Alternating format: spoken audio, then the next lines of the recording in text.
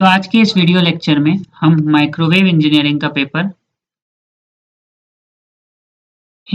का पेपर जो 6 same EC वालों को आया है मॉर्निंग शिफ्ट में, इसके जितने भी ऑब्जेक्टिव क्वेश्चंस होते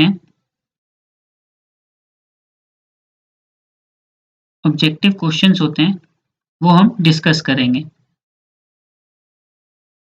उससे पहले अगर जो हमारे चैनल पे नहीं नए व्यूअर्स हैं वो सबसे पहले हमारे चैनल को सब्सक्राइब करें, हमारी वीडियोस को लाइक करें और ज़्यादा से ज़्यादा शेयर करें, जिससे हम आपके लिए और भी ऐसा कंटेंट रेगुलर इंटरवल पर ला सकें। आप हमें टेलीग्राम पे भी फॉलो कर सकते हैं प्रीवियस ईयर पेपर या नोट्स के लिए। तो टेलीग्राम आईडी है हमारी पॉलिटेक्निक जिंदगी।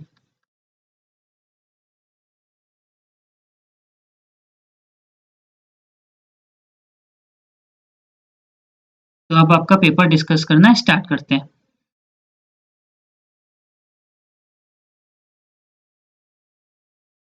तो जैसे सबसे पहला सवाल है, in a klystron amplifier the output cavity is called. तो क्लिस्ट्रॉन एम्पलीफायर में आउटपुट कैविटी को क्या कहते हैं? बंचर, कैचर, कलेक्टर या पियर्सन। तो जो आउटपुट कैविटी होती है उसको कहते हैं आपकी कैचर कैविटी, और जो इनपुट कैविटी होती है उसको कहते हैं बंचर कैविटी। तो इसका जो करेक्ट आंसर होना चाहिए वो होगा आपका option B, catcher cavity. Question number second, microwave falls in the frequency range of. तो माइक्रोवेव की फ्रीक्वेंसी रेंज पूछा है। देखिए माइक्रोवेव की जो फ्रीक्वेंसी रेंज होती है वो 300 मेगाहर्ट्ज से 300 गीगाहर्ट्ज तक होती है। ठीक, अब आप अगर ऐसा ऑप्शन चेक करें तो कोई नहीं है, लेकिन अब 300 मेगाहर्ट्ज को हम चाहें तो 3 गीगाहर्ट्ज भी लिख सकते हैं। ठीक है, अगर इसका एक मिनट देखें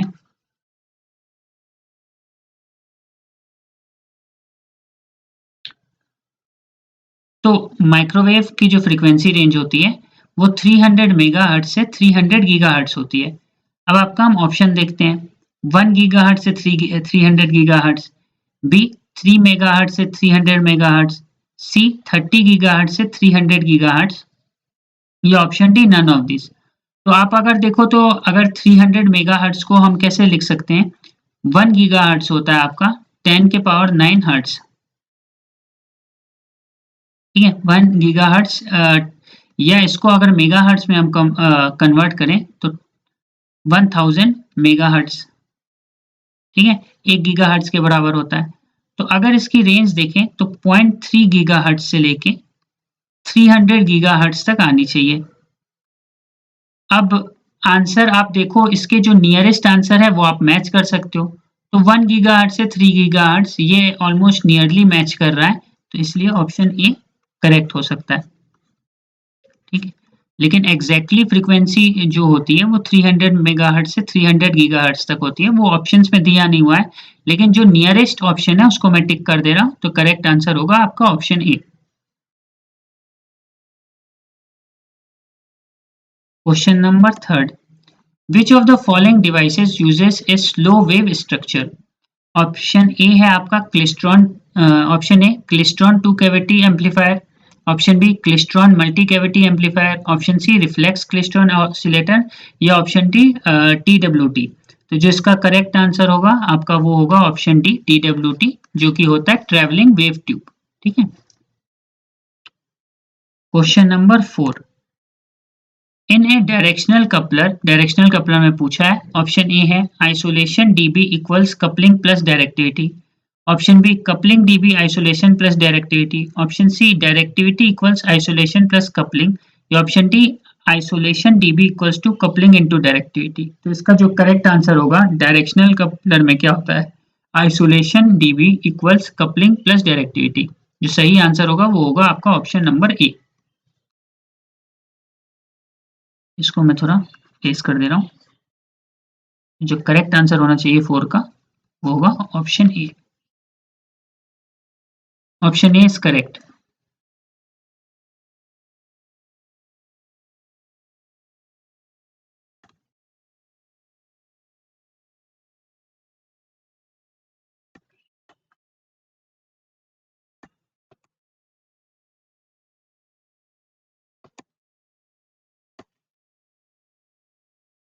question number 5, to prevent mode jumping strapping is used in mode jumping को प्रिवेंट करने के लिए स्ट्रैपिंग किस में यूज होती है? क्लेस्ट्रॉन, मैग्नेट्रॉन, टीडब्ल्यूटी या रिफ्लेक्स क्लेस्ट्रॉन? तो 5 का जो करेक्ट आंसर होगा वो होगा आपका ऑप्शन बी, जो कि होना चाहिए magnetron.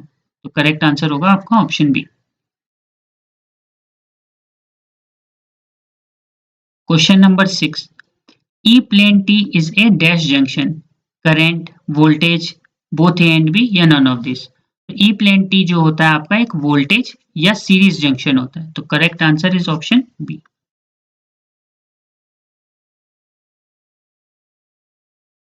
Question number 7, which of the following semiconductor devices does not use the negative resistance effect?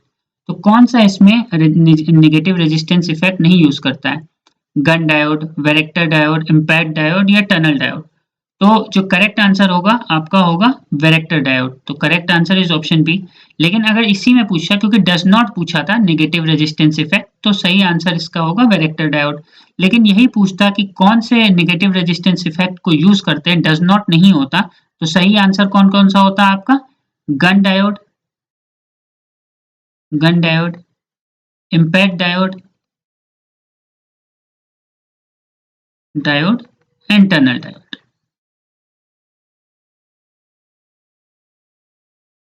ठीक है, तो अगर ये पूछता कि कौन सा यूज नहीं करता है, तो सही है, वैरेक्टर डायोड यूज नहीं करता। लेकिन कौन सा यूज करते हैं, कौन कौन से diode? Gunn diode, impact diode and tunnel diode. तो ये भी आप लोग ध्यान रखिएगा।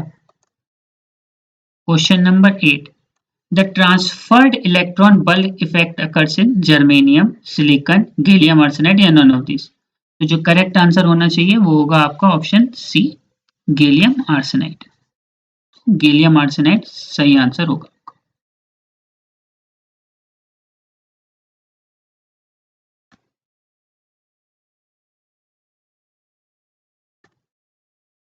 An antenna that is circularly polarized is the helical, small circular loop, horn या parabolic reflector? तो इसका जो करेक्ट आंसर होगा 9 का, वो होगा आपका ऑप्शन ए, कि जो सर्कुलरली पोलराइज्ड यूज करता है वो होगा आपका ऑप्शन ए, helical antenna.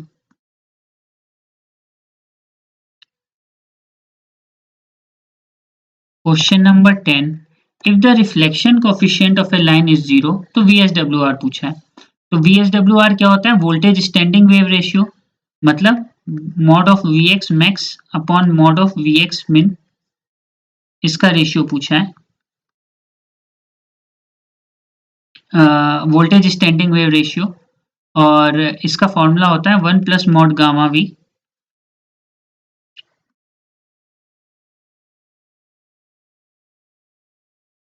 1 minus mod gamma V. ठीक है, अब रिफ्लेक्शन कोफिशिएंट कितना दे रखा है आपका? 0, तो इसको 0 रख लो। तो 1 अब प्लस 0, 1 माइनस 0 यानी कि 1। तो करेक्ट आंसर कौन सा होना चाहिए था? क्या क्या है? 1, 0, इन्फिनिटी या नन ऑफ दिस? तो correct answer is option A, which is 1।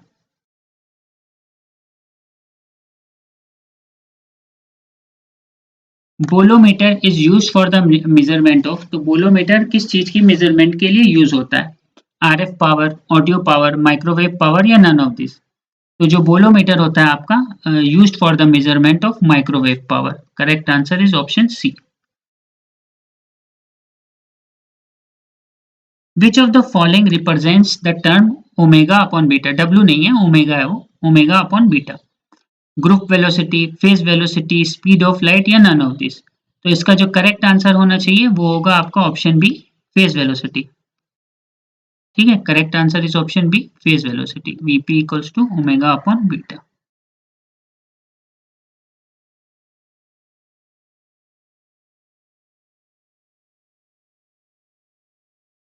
Which of the following are microwave sources? Magnetron, TWTA, impact या क्लेस्ट्रॉन? तो कौन से इसमें माइक्रोवेव सोर्सेज होते हैं? मैग्नेट्रॉन, TWTA, इम्पैक्ट या क्लेस्ट्रॉन? तो जो करेक्ट आंसर होगा वो होगा आपका option A, magnetron.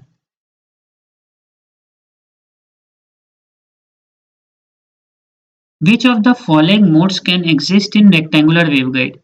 TM10, TE10, TM01 और TM00। तो कौन सा मोड जो है इसमें एग्जिस्ट करता है, पूछा है, ध्यान रखिएगा, कौन सा एग्जिस्ट करता है रेक्टेंगुलर वेवगाइड में। तो इसमें जो एक एग्जिस्टिंग मोड होता है वो होगा आपका option B, which is TE10।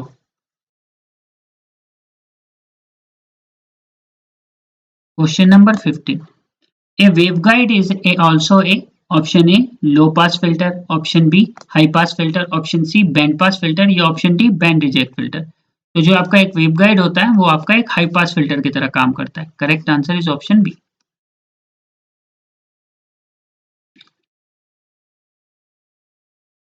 Question number 16, the output of the arms of an H plane T are in the same phase, 90 degree out of phase, 180 degree out of phase या D none of this। तो 16 का correct answer जो है आपका वो होगा option A, are in the same phase.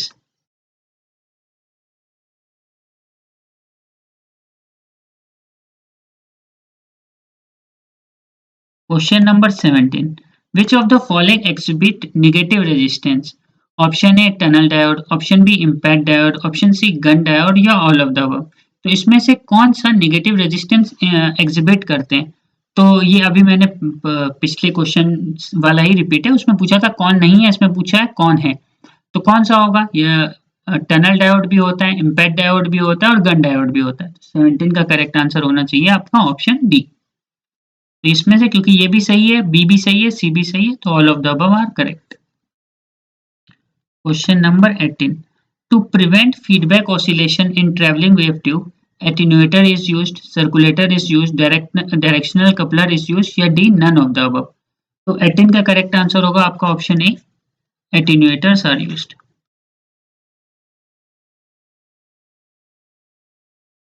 Question number 19. Varactor diode is operated in forward bias mode, reverse bias mode, zero bias mode या none of these. Correct answer is option B, reverse bias mode.